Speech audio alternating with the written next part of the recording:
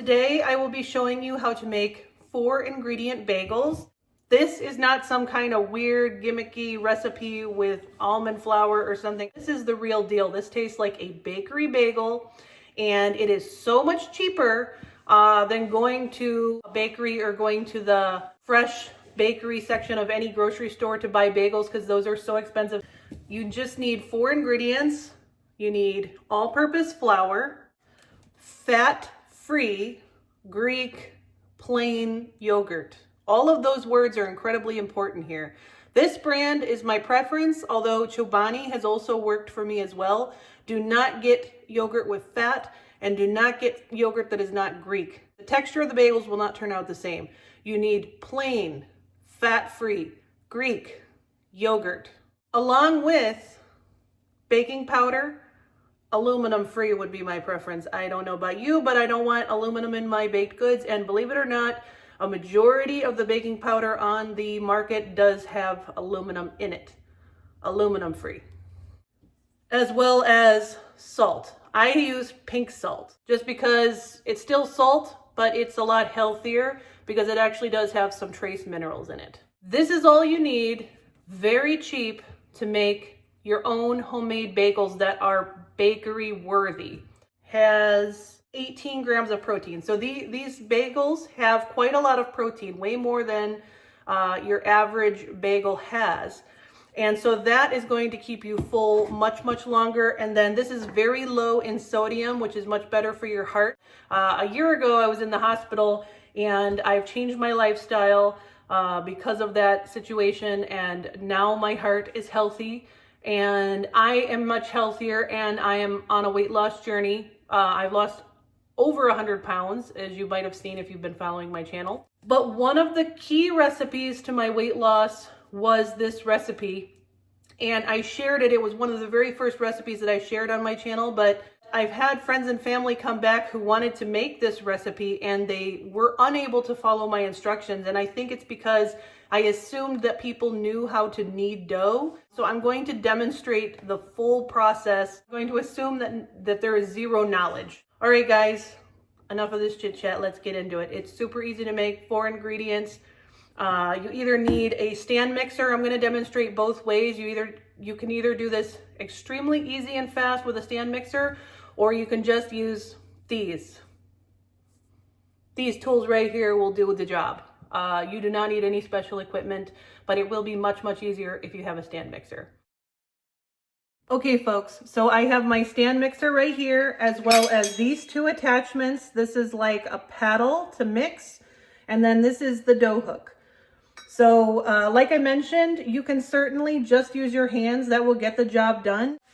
If you have a stand mixer like this, it is going to make your life so much easier. It's going to make this so painless so that you enjoy making it, and you're going to want to make it all the time. So the first attachment that you're going to use is this. We're just going to use this to mix the ingredients and pull the dough together. And once we have created the dough, then we're going to use this to just knead that dough. So I'm going to start by attaching this. I'm going to put this attachment on my stand mixer. All right. And now we're just going to, let me bring it down here so you can see what's going on. So now we're just going to go ahead and mix our ingredients into our bowl. So we are going to start by measuring out 2 cups of flour into our bowl.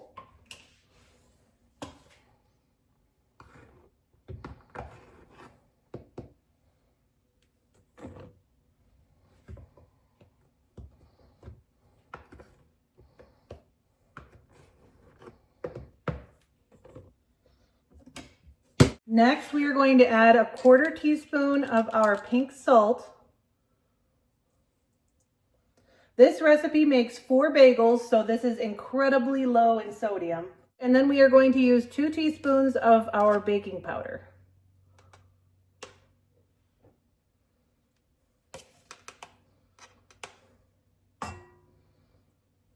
Okay, guys, so then we are going to give our dry ingredients a mix using this paddle attachment.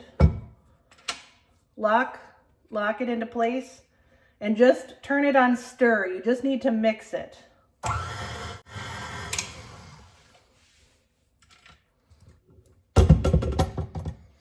And Sometimes with these mixers, it doesn't exactly get the ingredients kind of from the bottom of the bowl.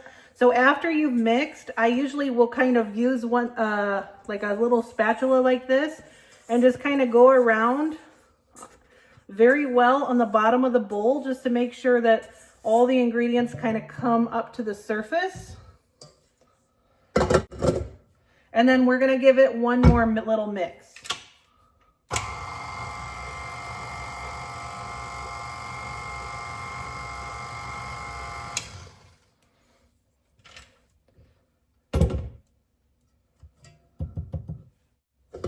Okay, folks, so our ingredients should be nicely sifted together. And then the only other step is to add about 1.5 cups of the Greek yogurt.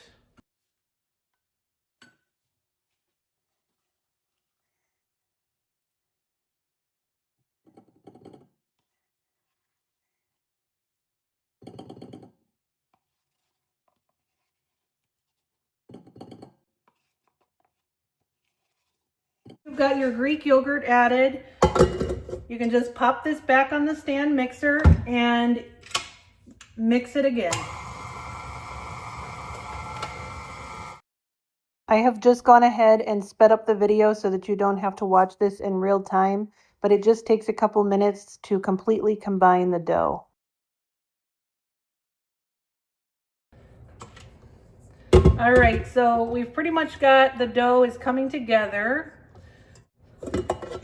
So at this point, I will usually kind of help it just a little bit. Just stick your hands down in there and just kind of pull it together the rest of the way is all you're gonna do.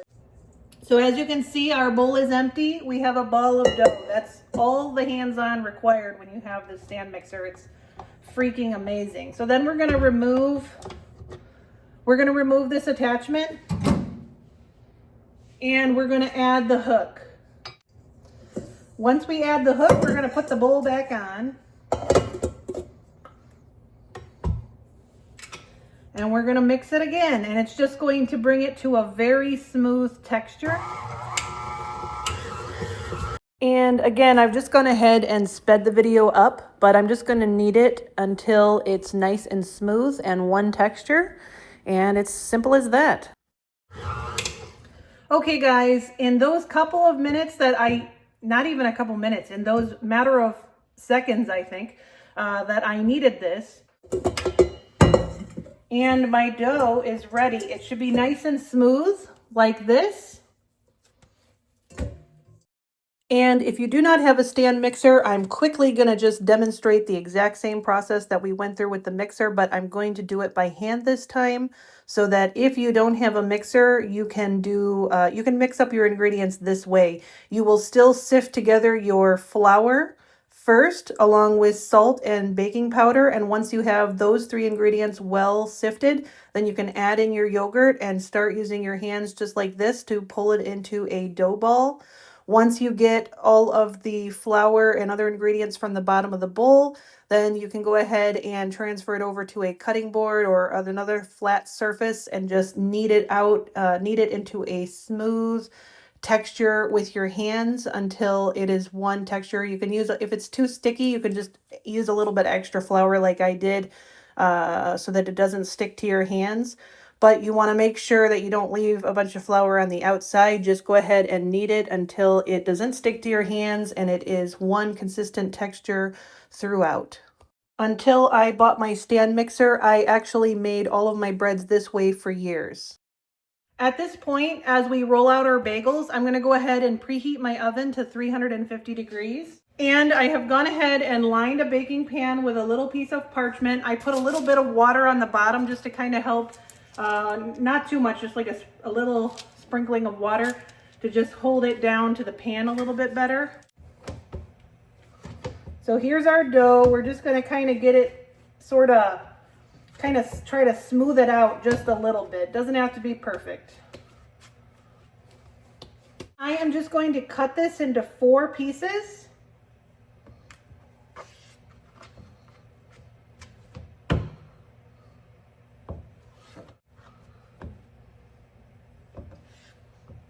All right, and then we are just going to kind of roughly form each of these into balls.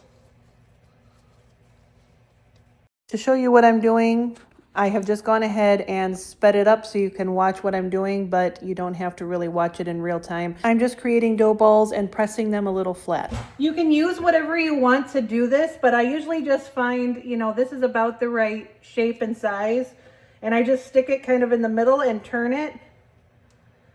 Or maybe you have a special tool to do this, I don't know, but I usually just do it like this, and it works perfectly fine. So you might just try to find something in your kitchen that can work to kind of push a hole through it, or maybe just use your thumb.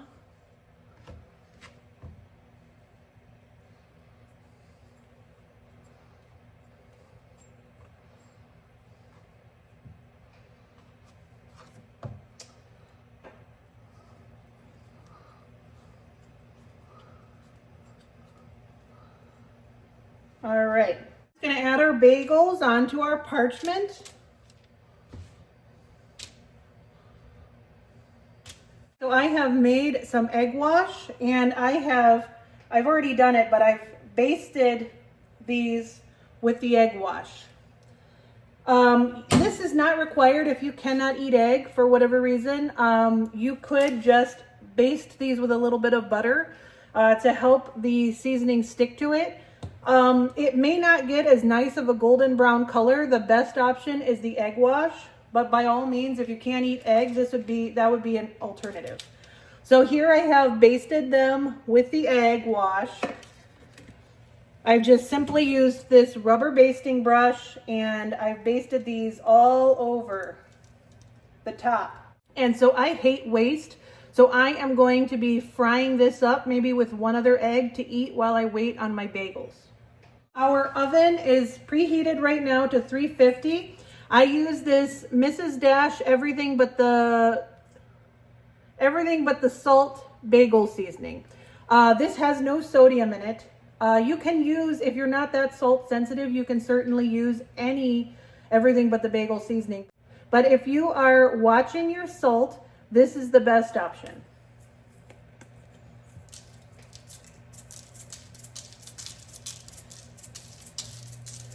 You can top these bagels with other things. It's just that this is so simple, and it gives a nice flavor to the bagels.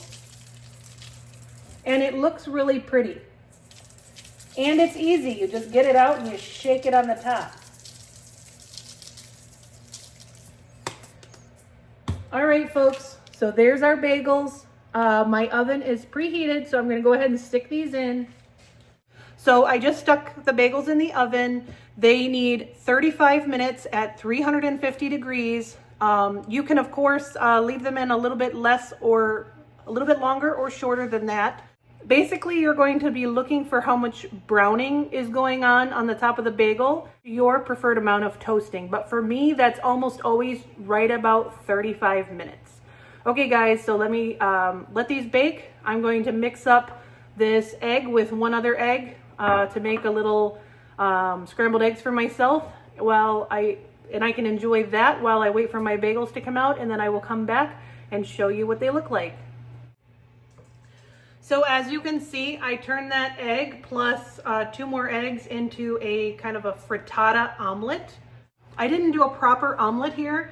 I just didn't want to spend the time today, so I just did some onions and mushrooms and spinach in the bottom of a skillet, added the egg over top. Once it was cooked, I added a little cheese and folded it over. And this is going to be so delicious. I'm just going to go ahead and eat this right now. My bagels have another 12 minutes. Once they come out, they need to cool for at least 30 to 40 minutes until before we cut into them. Because if we cut into them while they're still hot, they will get mushy when we cut them. So we want to make sure that we cool them down at least 30 to 40 minutes, and then we'll slice them, and then you can toast them like you would a normal bagel. Okay, so anyway, I have just not wasted that egg because I don't like waste. I've made my breakfast. And then once the bagel's ready, I'll have that with a little bit of cream cheese, and that's going to be my brunch for today. So that will keep me full easily until 5 or 6 o'clock tonight when I have my dinner. Okay guys, I'm going to go enjoy my breakfast. I'll be back once these bagels are out. of the oven, and then I will show you what they look like. So I usually make my dog's omelet first, so she just realized that she doesn't have breakfast yet. I'm sorry, Roxy.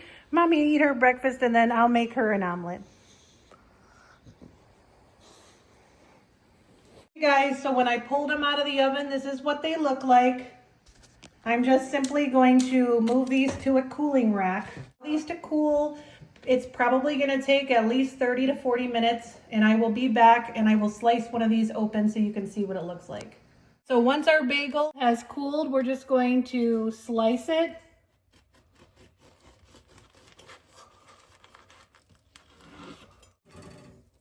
And there we go. There's our bagel. There's the inside of the bagel. It's very soft and very nice. And it is ready to toast. Sorry for the abrupt clothing change, but my husband needs me to run something to him. He's working today and I need to take a tool to him. So these are just going to finish cooling. They're nearly cooled all the way. My bagel is beautifully toasted, and I'm just going to add some cream cheese. Normally, I would add the whipped cream cheese because the whipped cream cheese is only a couple of Weight Watchers points, but for whatever reason, I had one moment of stupid when I was in Sam's Club, and I picked up the kind that was not whipped. So today, because I do not have the whipped, I'm going to use the original, but this will be much healthier. You see how beautiful those are? Oh my gosh, these bagels are awesome. You have to make these. Regular bagels, folks. It's not a sham. Beautiful regular bagels, and these are going to keep you full. So like I said, lower in Weight Watcher points to use the whipped, but I bought the wrong one and I'm not going to waste it. So I'm just going to go ahead and use what I bought and then not do the same stupid mistake again. Bagel. Only a few ingredients, just like the real stuff. And it's going to keep you full much longer. And these are absolutely delicious. You got to go give it a shot. All right, guys, I need to move my butt. My husband needs my help. Bye.